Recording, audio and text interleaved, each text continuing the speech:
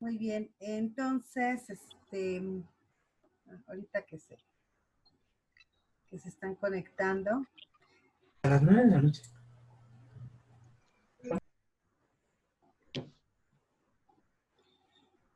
Antes de seguir con las cuestiones culturales y educativas de estas culturas, ¿me puedes decir, Patti,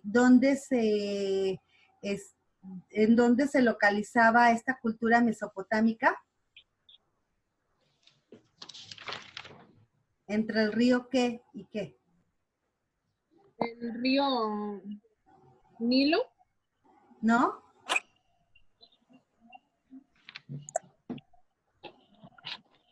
Yo. Es entre el río Tigris y Éufrates. Y Éufrates. Muy bien, Joana. Éufrates. Entre el río Tigris y Éufrates. Ajá. Éufrates. Ellos se asentaron allí, como les digo, su actividad importante era la guerra. Hoy en día, ¿saben qué es esta cultura que era Mesopotamia? Es Irak e Irán. La que conocemos ahora, que toda la vida ha estado en guerra, pues desde sus antecesores, que fueron los mesopotámicos, han estado en guerra. Entonces, por eso mucho de cultura o la cuestión educativa no hay rasgos de ello, puesto que se dedican totalmente a esa actividad de la guerra hasta hoy en día. Y Egipto, sí, Egipto, los fenicios con su alfabeto, ellos logran la cuestión del progreso de la lectura y de la escritura y de poder comunicar a los demás sus formas de vida, sus formas de pensar. Entonces, por eso son tan importantes. Ahora vamos a ir a un documento en donde espérenme, déjenme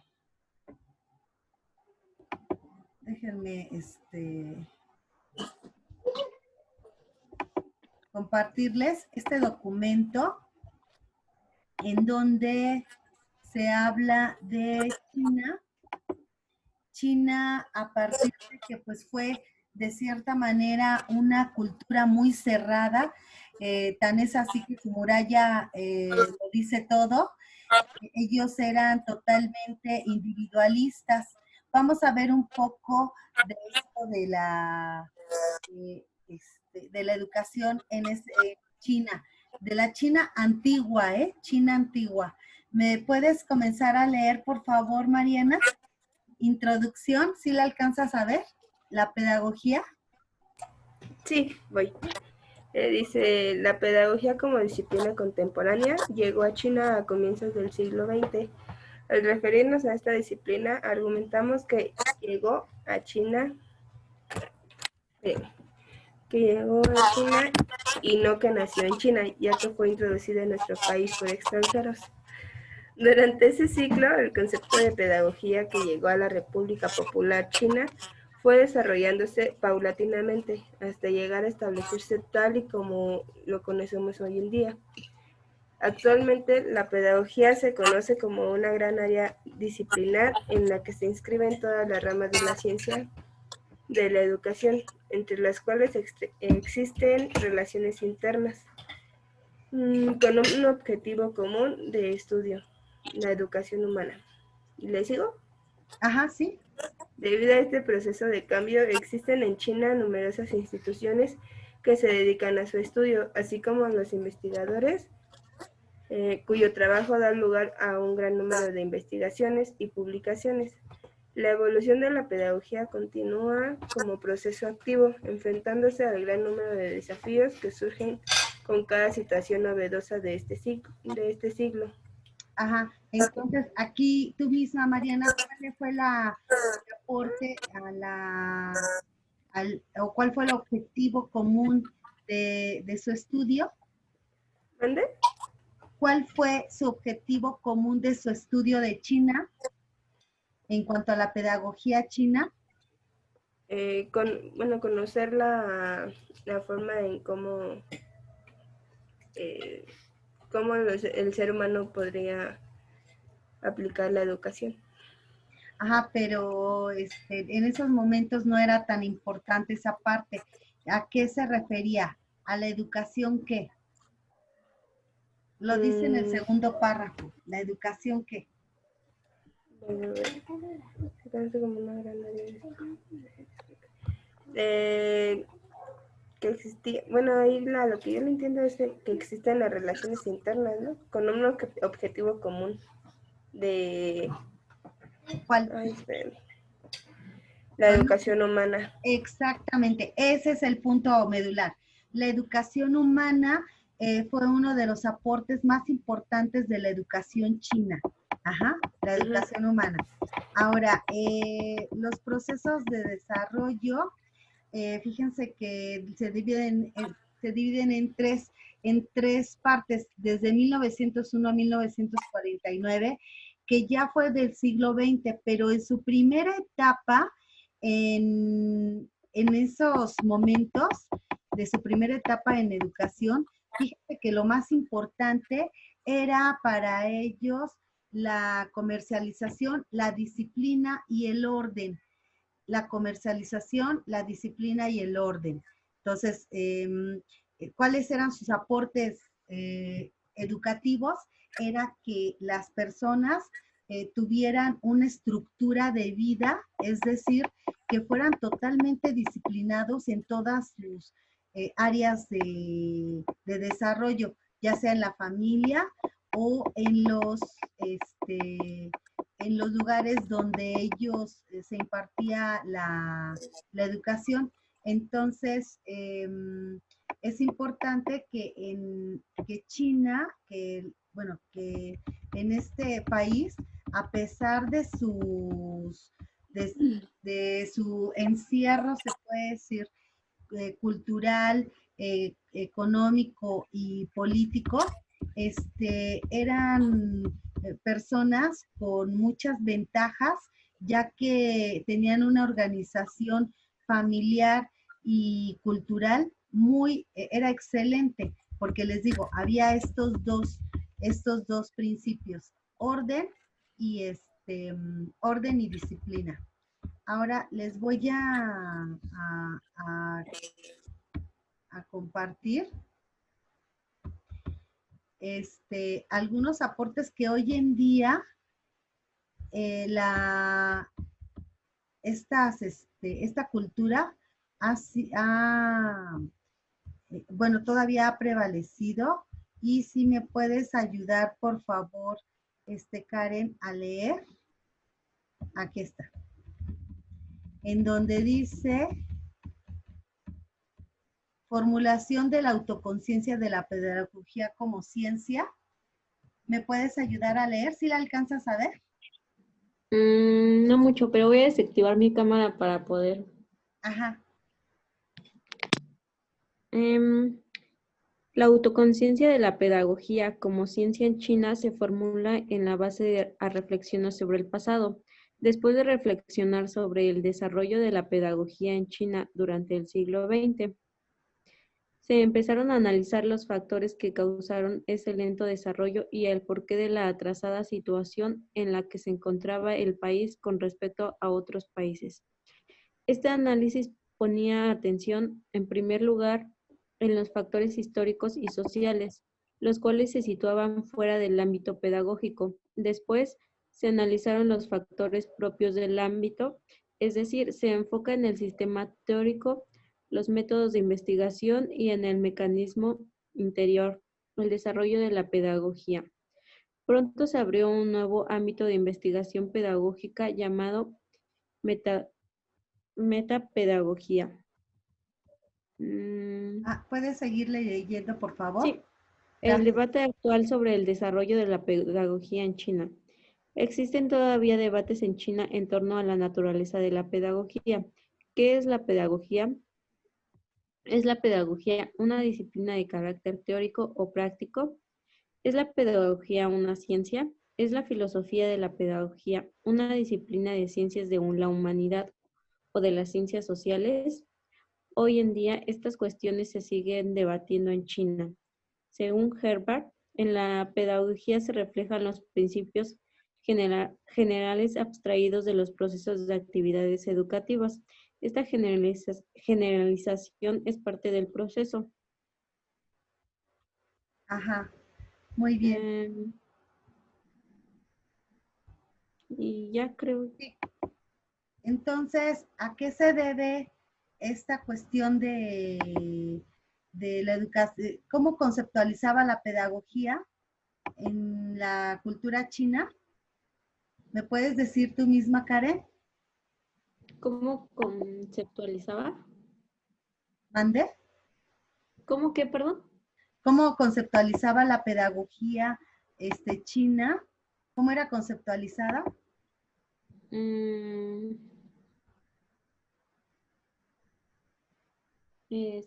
Como ciencias sociales. Ajá, exactamente. Estaba totalmente apoyada en las ciencias sociales. Muy bien. Ahora les voy a compartir este video que nos da más, espérenme. No me acuerdo si les compartí con todo y el audio. Sí, ya. Les voy a pedir de favor que anotemos todos los aportes educativos únicamente que vamos a escuchar de este video. ¿Me dices, por favor, Pati, si lo escuchas? Si hay un nombre que merece ser citado en la historia de la antigua China, ese ¿Sí? ¿Sí se oye? Sí, maestra. Gracias. es Confucio. Tanto es así que este maestro, que vivió en el siglo... Distancia de Madrid, la universidad cercana. Saludos a todos, mi nombre es Daniel Casado Rigal, doctor en Historia de la Arqueología, y en la siguiente videolección abordaremos el capítulo dedicado a la educación en la antigua China. Si hay un nombre que merece ser citado en la historia de la antigua China, ese es Confucio. Tanto es así que este maestro, que vivió en el siglo VI a.C., se considera como el punto de inflexión que marca un antes y un después en la historia de su país. Hoy en día existe cierto consenso en aceptar una primera etapa, la preconfuciana, que comprende los siglos XV y VI a.C., es decir, antes del nacimiento de Confucio. Hablamos de un periodo dominado en un primer momento por la dinastía Chang, entre los siglos XV y XI a.C., cuyos rasgos más característicos fueron una estratificación social rígida, en cuya cúspide se encontraba el rey, y una administración desarrollada en la que el uso de la escritura era ya una realidad consumada. Una segunda subfase preconfuciana, comprendida entre los siglos XI y VI a.C., fue presidida por la dinastía Zhou en un contexto de reafirmación del llamado mandato celeste, es decir, algo así como el antecedente del derecho divino de los reyes en la cultura occidental, con otro tipo, eso sí, de invocaciones religiosas. Finalmente, la dinastía, en una dinámica de régimen feudal, entró en una espiral de contradicciones que la abocaron a su propia desintegración. Fue entonces cuando Confucio entró en escena. Confucio, que procedía de una familia acomodada, venida a menos, eso sí, desempeñó labores administrativas y judiciales durante varios años, pero su escepticismo le llevó a predicar una concepción de corte filosófico, político y social cuya trascendencia tardó en ser asimilada. De hecho, fueron sus discípulos los que lograron transmitir sus enseñanzas inoculándolas en la masa social china. Confucio fue un hombre tradicionalista y conservador, pero también reflexivo y descreído de la religión. Sus enseñanzas condicionaron las formas de vida y la educación de su pueblo para siempre. Así, en la cultura china, a diferencia de otras orientales como la india o la egipcia, el sentido religioso quedó en segundo plano, prevaleciendo, sin embargo, el sentido político, administrativo y burocrático. De ahí el arraigo de conceptos como autoridad y jerarquía y esa tendencia al formalismo ritual y legalista. En China, el pragmatismo prevaleció sobre el sentido estético. Esa ausencia de idealismo, sumado a valores temperamentales como la paciencia y la meticulosidad, explica el desarrollo de su industria y la agricultura. No hace falta recordar el carácter vanguardista chino en diferentes facetas técnicas, como puede ser la fabricación de porcelana, la invención de la pólvora, el tratamiento de la seda, la imprenta, la navegación. En términos ético-religiosos, el pueblo chino tuvo en el cielo a su ser supremo, al que desempeña un papel decisivo en la conciencia moral del pueblo chino. Es lo que se conoce como mandato celeste. El llamado Dios del cielo prescribe a los hombres una serie de deberes de contenido ético-social que regulan las relaciones familiares y sociales: amor, piedad, justicia y fidelidad. La especulación de los filósofos propició el dualismo, con un Dios celeste y un Dios de la tierra que poco a poco devino en panteísmo y en politeísmo. Los chinos profesan además el animismo y la adoración a las fuerzas naturales. Creen en la inmortalidad del alma y en el culto a las almas de los antepasados como protectores de la familia. Además, hay que referirse también al taoísmo, una confesión cuyo fundador fue Lao Tse en el 570 a.C. Se trata de una concepción filosófico-religiosa de un marcado carácter nihilista, una especie de religión para ascetas y anacoretas que predica la inacción, el quietismo y, por tanto, en el taoísmo apenas hay lugar para planteamientos pedagógicos. Su propuesta, que reafirma el curso aleatorio de la naturaleza y niega la intervención e iniciativa de la persona, es eminentemente negativista. No conocer, no obrar, no desear. En cuanto al concepto de educación, Confucio, anticipándose a lo que sucedería en Grecia poco tiempo después, abogaba por un concepto educativo que arrancara de la aceptación sincera de uno mismo para integrarse en la naturaleza, que según su creencia ha sido otorgada a los hombres por mediación del Dios del cielo. Para los confucionistas, los que alcanzan la sinceridad sin esfuerzo son los verdaderos sabios. Las enseñanzas de Confucio, el sabio, encontraron en Mencio a su discípulo más activo.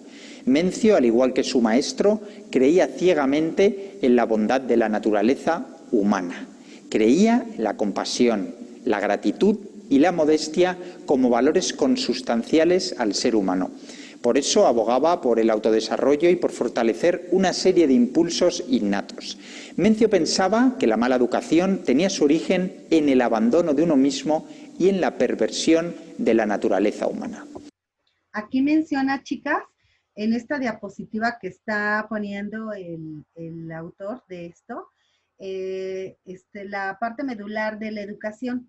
Entonces, la educación era total, le llamaban como Confucio fue el intelectual religioso, el cual concentró toda la educación de la China antigua. Él se movía en esos principios. Enseñar, que era la virtud y el saber en el hombre. Tendría que desarrollar la virtud y el saber en el hombre. Y criar bajo la ética, el intelectualismo y la biológica. Es decir, que el cuerpo estuviera totalmente en equilibrio, que estuviera sano. A eso también se refería. Entonces, esto es sumamente importante. También ellos tenían entrenamiento guerrero y otra parte importante que les enseñaban era moral y música. Decía Mencio, si los hombres no hacen el bien, el defecto no es de la naturaleza. Por eso, en la propuesta educativa de Mencio, el protagonismo recaía no tanto en el maestro como en el discípulo. Nadie puede conducirme a la virtud, sostenía Mencio, si yo mismo no me esfuerzo en cultivarla. Desde el punto de vista etimológico, la palabra china que equivale a educación tiene dos acepciones. Una significa enseñar, y en esta se engloban la virtud y el saber, y la otra significa criar. Aquí la crianza educativa implica una triple vertiente: ética, para desarrollar virtudes; intelectual, para acumular cultura; y biológica, para el despliegue físico de la persona. En la China previa a Confucio, la educación se asentaba sobre 4 pilares básicos: la vida moral del hombre, que era la más importante; la piedad filial; la música y las ceremonias, que funcionaban con un sentido terapéutico de las pasiones y salvaguarda de la armonía social; y el entrenamiento guerrero. También para Confucio el principal objetivo de la educación debía ser de naturaleza moral, cuya perfección exigía como condición fundamental el esfuerzo. Para alcanzar la perfección moral debía fomentarse la piedad filial durante la niñez. Esta piedad filial era básica también para cimentar un buen gobierno. La educación moral se concretaba en virtudes expresadas con los términos gen y shu. Gen equivale a lo que en las culturas occidentales conocemos como filantropía. Shu significa algo parecido a nuestro concepto de tolerancia recíproca y se desgaja en 5 virtudes: cortesía, magnanimidad, buena fe, diligencia y bondad. Se acuña además un término que encarna el tipo ideal de perfección moral: el Kyun-tse o Chun-tsu, caballero u hombre superior. Este hombre superior es contemplado por Confucio como alguien diligente, dueño de sí, humilde, sincero, sociable, recatado en las palabras y decidido en las acciones, cauto con lo que se desconoce, que tiene la justicia como fundamento, que tiene autoridad sin ser brutal. El contrapunto del hombre superior es el Xiao Jun, un hombre vulgar preocupado solo por el beneficio propio, la comodidad, un hombre lleno de preocupaciones, que no tiende a la armonía con sus semejantes y que desconoce los mandatos del cielo. Dice Confucio: lo que busca el hombre superior se halla en él. Lo que busca el hombre vulgar se encuentra en los demás. Por cierto, en los siglos previos a Confucio, la condición del hombre superior o Kyun-tse era hereditaria, pero Confucio fomentó que no fuera una condición heredada, sino fruto del esfuerzo personal. Muy bien. Entonces, fíjense bien. Vamos a hacer en su cuaderno. Necesito que me pongan, le vamos a tomar foto para que lo busquemos. Pónganle por favor cuestionario como título. Y la primera pregunta, ¿sí ya tienen todos a la mano? Ajá. ¿Sí? Muy bien. Pone la primera pregunta. ¿Cuál es la ubicación geográfica? ¿Cuál es la ubicación geográfica de Mesopotamia y Egipto? ¿Cuál es la ubicación geográfica de Mesopotamia y Egipto?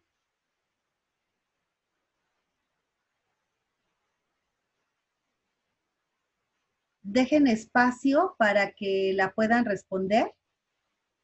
Pone número 2.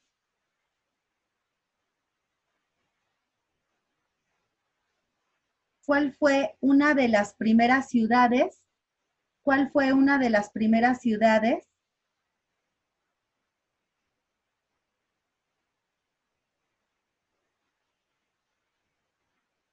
de Mesopotamia? ¿Cuál fue la primera ciudad de Mesopotamia? ¿Cuál fue la primera ciudad de Mesopotamia? Siguiente.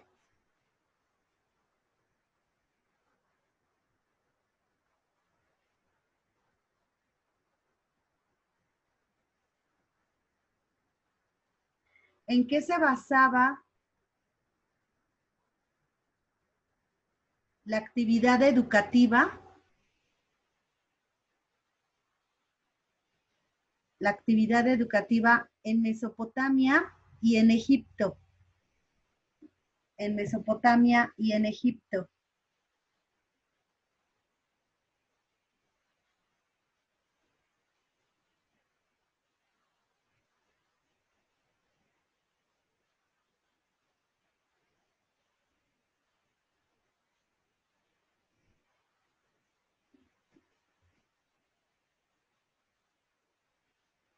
menciona las ideas principales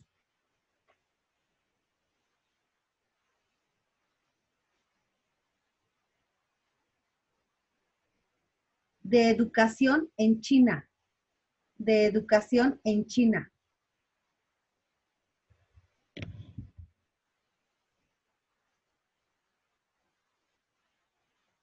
Y por último,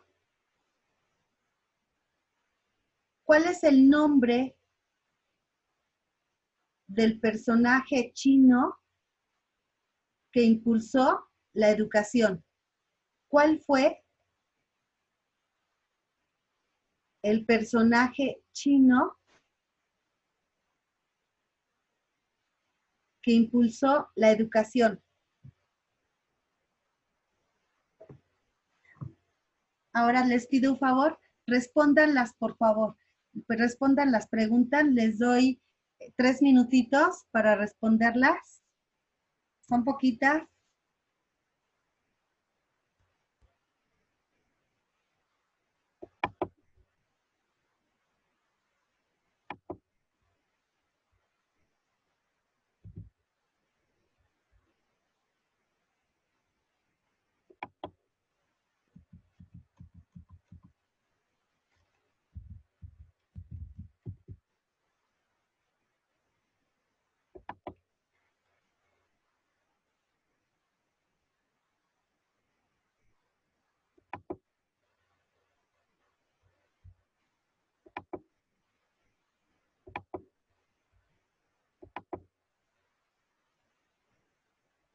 UDIMA, Universidad a Distancia de Madrid, la universidad cercana.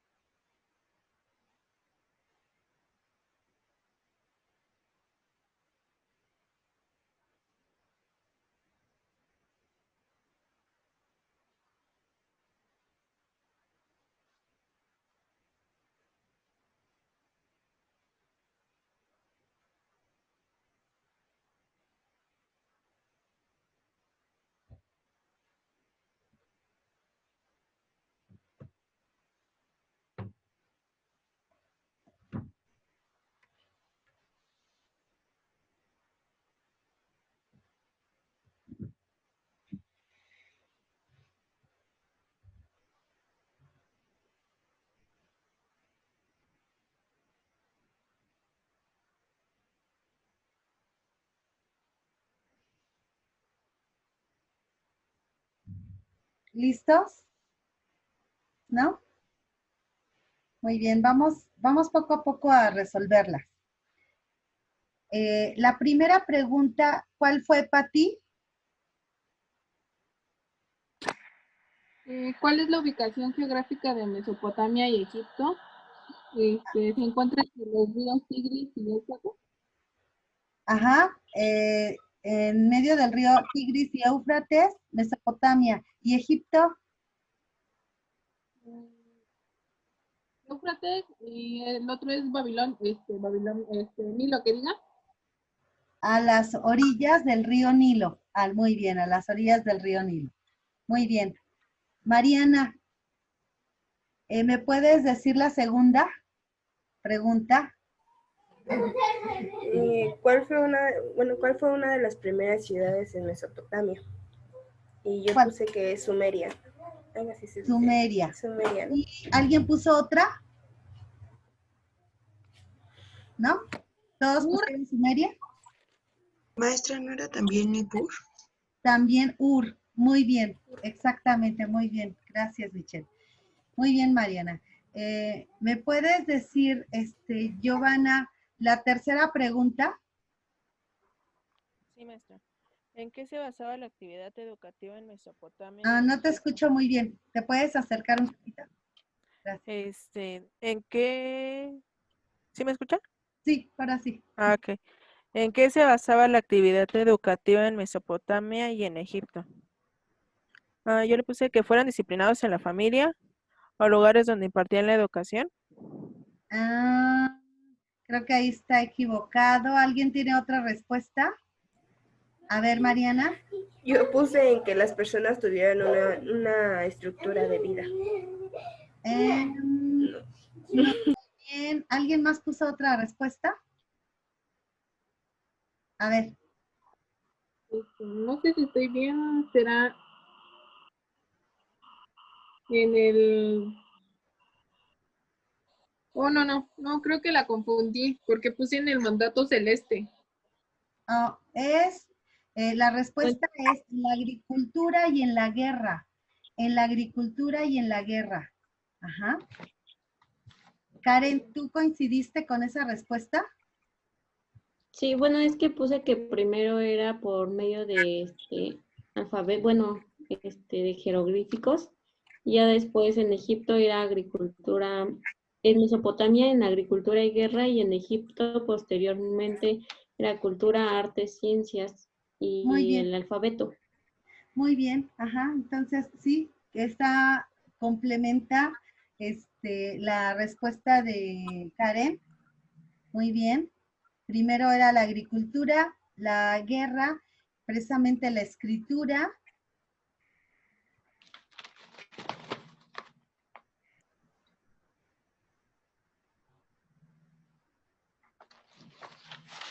La escritura y las ciencias. La escritura y las ciencias. ¿Y me puedes decir la siguiente, Karen? Sí. Gracias. Las ideas principales de la educación en China se basaban en la educación humana y tenían procesos de desarrollo de disciplina y orden. Muy bien, exactamente. Es precisamente en la educación humana y el principio fundamental de su educación fue disciplina y orden. Muy bien. Michelle, en la siguiente.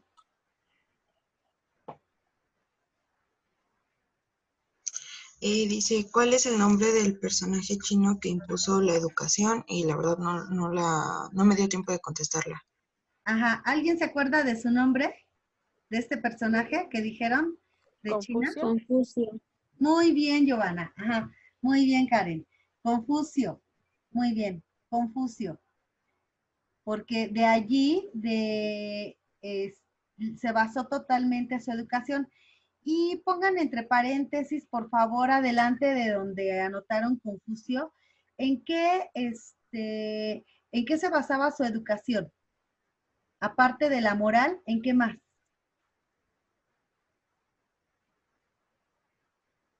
En enseñar, en la virtud y el saber. Muy bien, Giovanna, en la virtud y el saber. ¿Qué otra?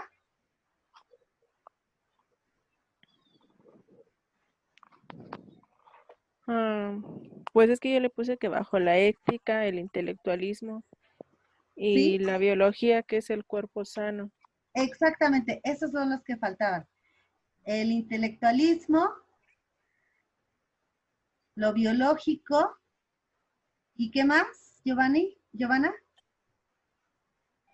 El biológico es del cuerpo que esté sano. La moral, la piedad filial, esa es para cimentar un buen gobierno. Ajá, Música y ceremonias y el entrenamiento de los guerreros. exactamente, exactamente. Muy bien, ahora les voy a pedir un favor. Al final me toman la foto de ese cuestionario y me lo envían al grupo de WhatsApp, ¿sí? Al grupo de WhatsApp, por favor. Ahora les voy a compartir pantalla para ver el siguiente video, que es la educación en China. Les voy a pedir que igualmente, en India, en la antigua India, les voy a pedir que tomemos nota únicamente de los aportes educativos. Saludos a todos, mi nombre es Daniel Casado Rigal, doctor en Historia de la Arqueología, y en el siguiente capítulo trataremos el tema de la educación india. Tradicionalmente, las sociedades del mundo occidental hemos vivido, de alguna manera, replegadas hacia nuestra propia realidad. La herencia grecorromana y también la herencia judeocristiana ha sido tan profunda que las antiguas culturas orientales han pasado casi desapercibidas. Ese es el motivo de que en la actualidad reine el desconocimiento y la ignorancia sobre cómo se estructuraron las sociedades orientales en siglos pasados. Pero yo creo que merece la pena aproximarse a aquellos pueblos, a aquellas civilizaciones lejanas ya en el tiempo e incluso en el espacio, cuyos rasgos identitarios distan mucho de los nuestros. La mayoría de las culturas antiguas de Oriente se articulan sobre dos valores, tradicionalismo y conservadurismo, que aparecen contenidos en un depósito doctrinal acumulado a lo largo de los siglos. Este depósito doctrinal ejerce de guía espiritual, pero también de acervo cultural, de depósito de conocimientos científicos, de conducta, de actitud, de procedimiento pedagógico. Entre las características de las civilizaciones orientales, eminentemente sacras, figuran la tendencia al misticismo y la imposición de lo afectivo sobre lo racional. Casi siempre el protagonismo rector recae sobre la figura de un maestro que acumula sobre su persona la función religiosa y política. Este maestro es a la vez sacerdote y gobernante y actúa apoyado en una casta encargada de fomentar